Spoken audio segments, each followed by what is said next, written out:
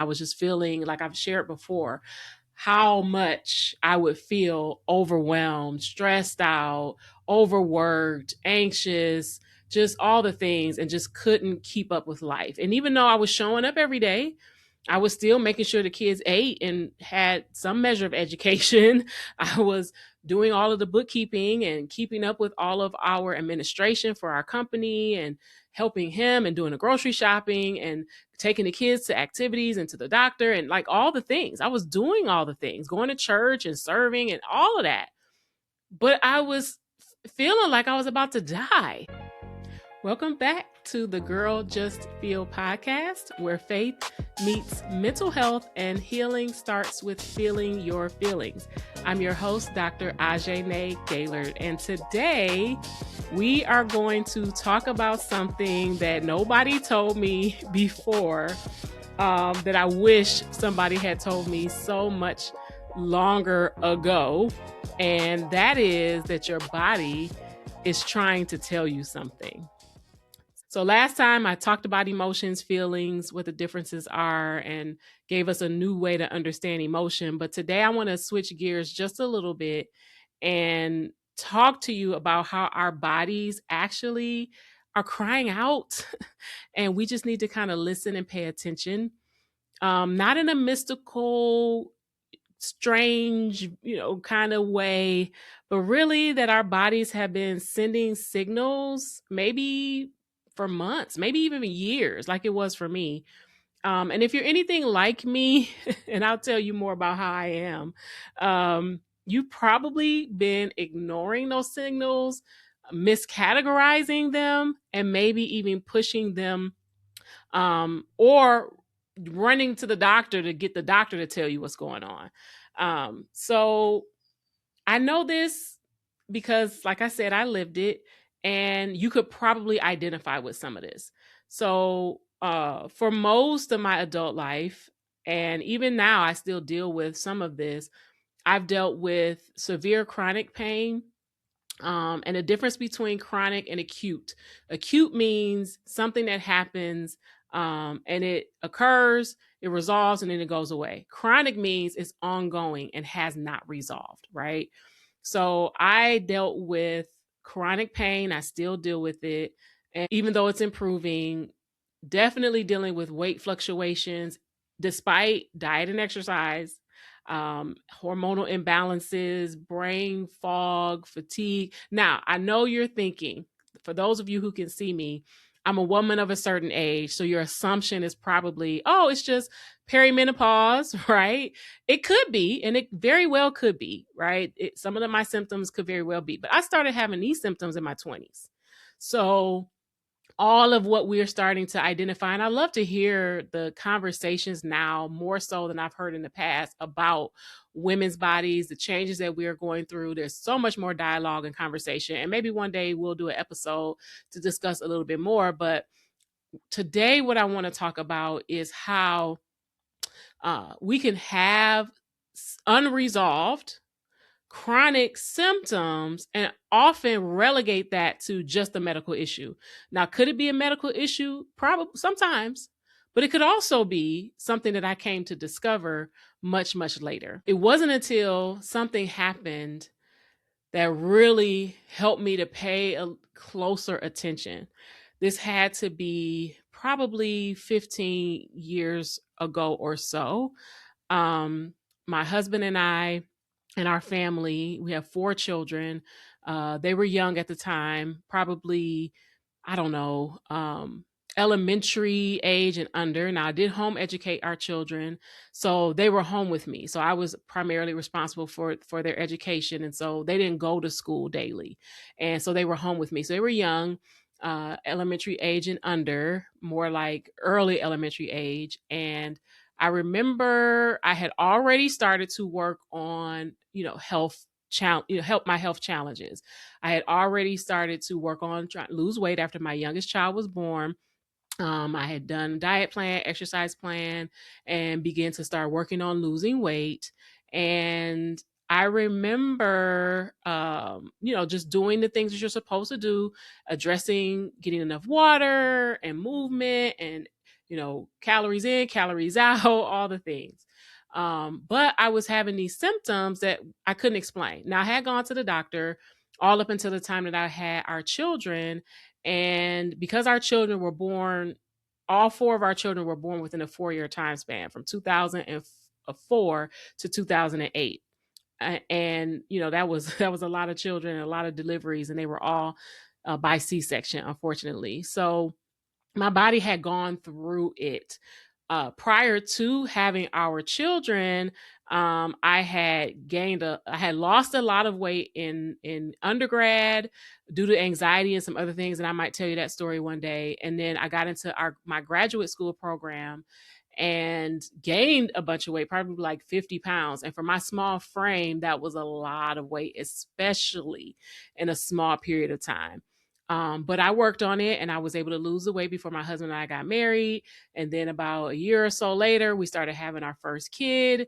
And from there, for 4 entire years, I was either pregnant or recovering from a pregnancy or, recovering from surgery. And so my body had really gone through the ringer.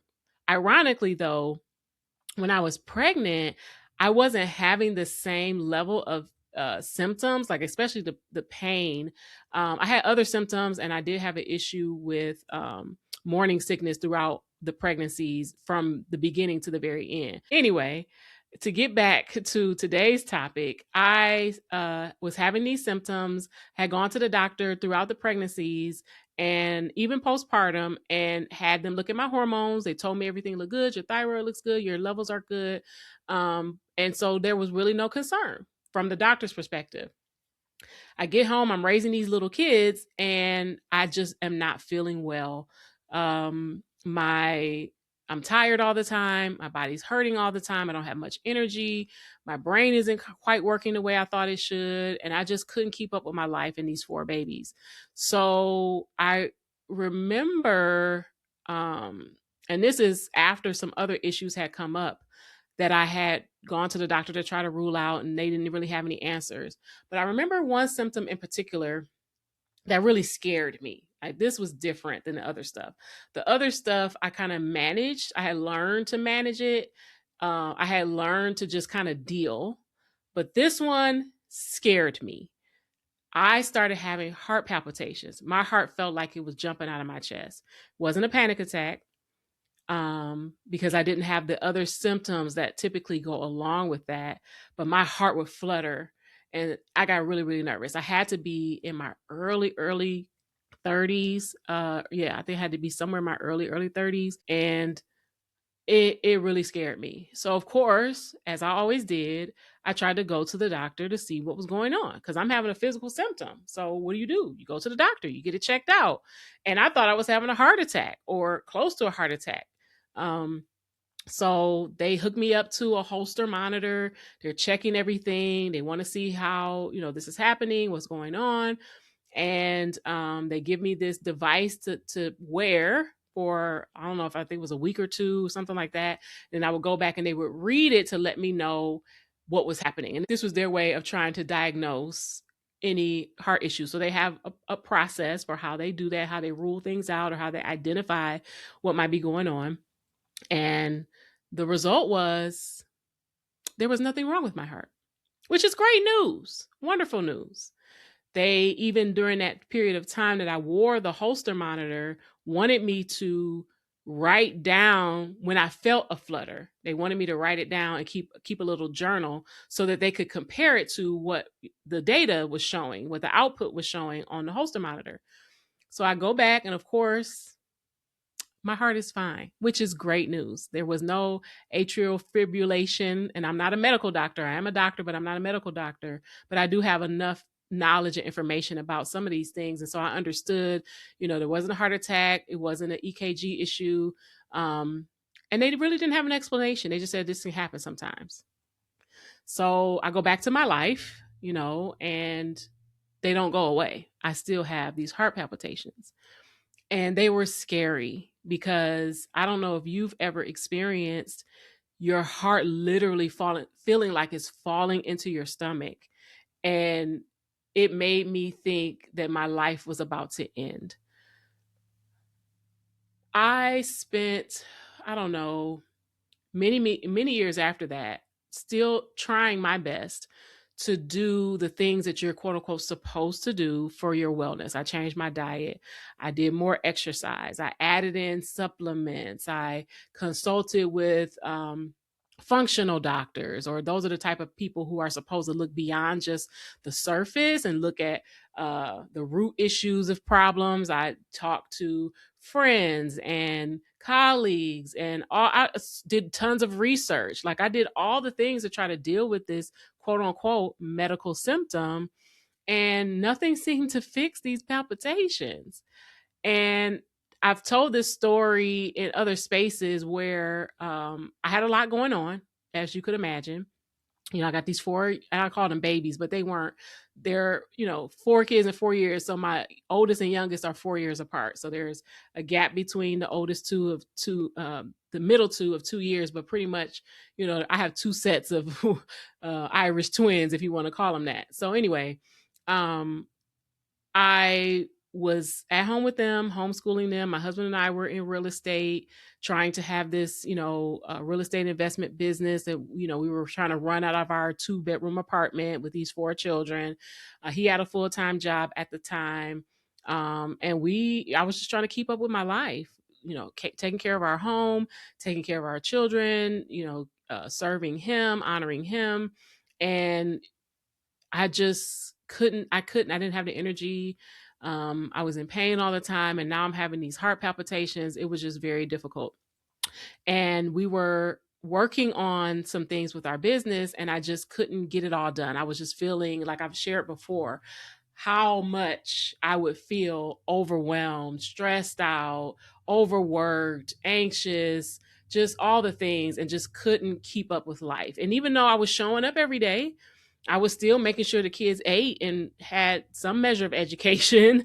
I was doing all of the bookkeeping and keeping up with all of our administration for our company, and helping him, and doing the grocery shopping, and taking the kids to activities and to the doctor, and like all the things. I was doing all the things, going to church and serving and all of that. But I was feeling like I was about to die. I felt like I just couldn't keep up with my life. And I'm like, I'm too young to feel this old. What is happening? And so I'm praying and asking God for wisdom, and I'm seeking health coaches and talking to people of faith who are instructing me to do different things to help with my health. And I'm just desperate to God to get some relief. And I remember a good friend of ours who was working on our taxes. She was a woman who attended our church, amazing woman of God. And I think she knew I was stressed out. She actually gave me a book about it and really was trying to help me and be a good mentor. She was amazing. And she said to me, I know you have this work you need to do. I think there was a project we had going on, and I had to get some work done. So she said to me, why don't you check into a hotel overnight, so that you can just focus on this one activity, this one project, this one assignment that you have to do, and just give yourself space, because you're home with the kids all day. You have laundry to do, you have meals to cook, you have all these responsibilities. Why don't you, over the weekend while your husband's off of work, just check into a hotel so you can focus on this one project? And it has something related to the business. And I said, okay. So I asked my husband, and he said, great. Yeah, that sounds good. That's not a problem. Go ahead and do it. So I pack up. This was probably the first time in over 7 years that I had been away from my family at all. I don't think I had been away. The only time I had been away was if I was in the hospital having a baby. Other than that, I had not spent the night away from my family. So maybe a total of 7 years or so. And I check into the hotel.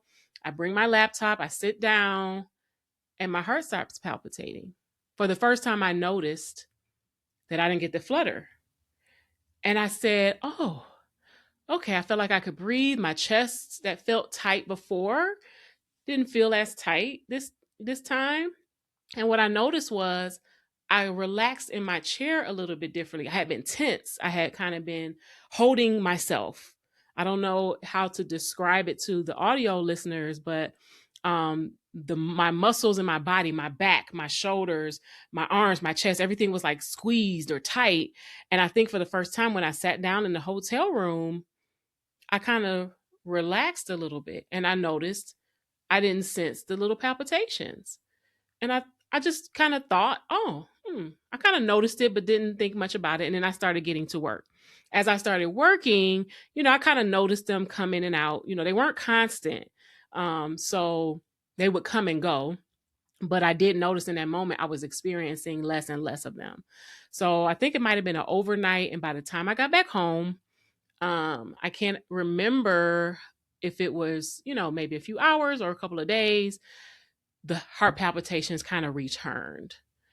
I think that was the first time that I realized, there's nothing physically wrong with my heart. The doctors hooked me up to all of the machines to test and see.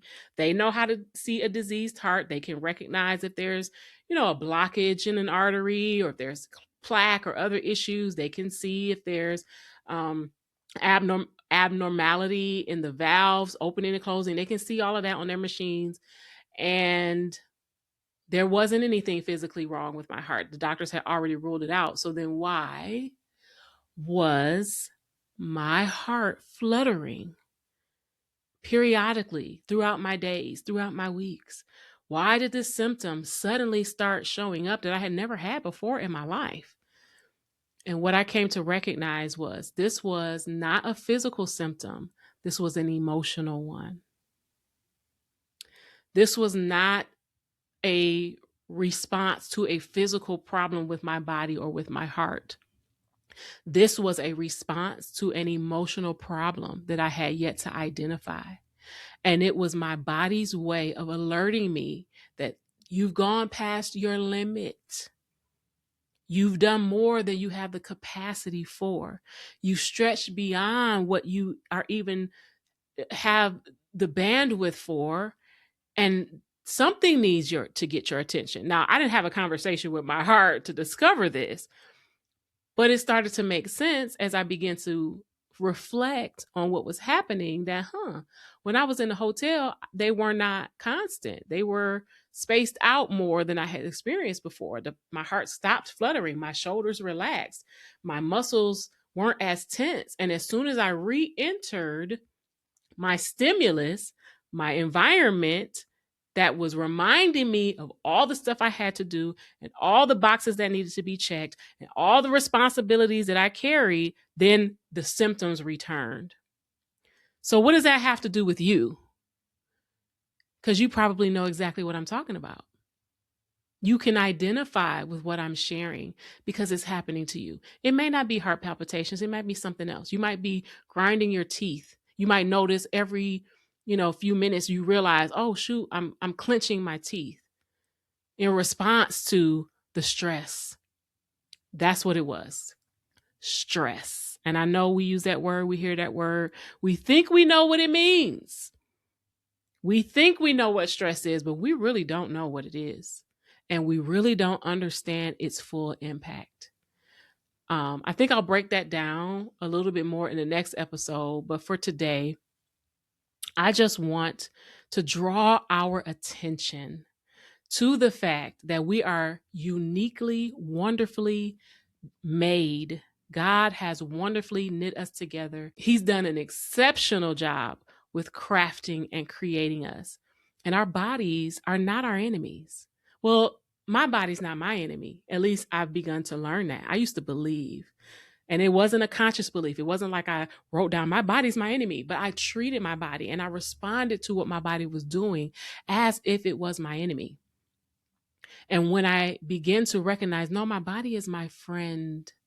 My body is me trying with all its might to get my attention. Why? To save my life. Not just my physical life, but my emotional life, my social life, my relational life, my spiritual life. My body is a part of me. It is not this external thing over there that I can just treat like whatever and ignore and think it's still going to be there for me in the morning. Like it is. But part of that experience helped me to recognize, number one, my body is an ally.